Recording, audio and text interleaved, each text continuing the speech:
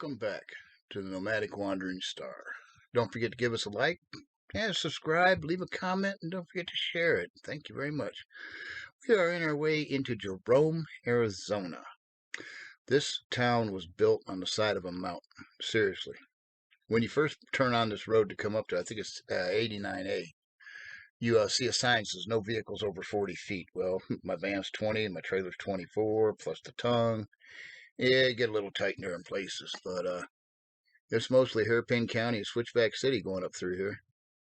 Yeah, it's a real beautiful little town. It's a haunted mining town and quite the tourist place. So just sit back and enjoy, ride along. It's a beautiful run. Real nice town. I wish we'd have had, well, number one, they don't have parking for a rig.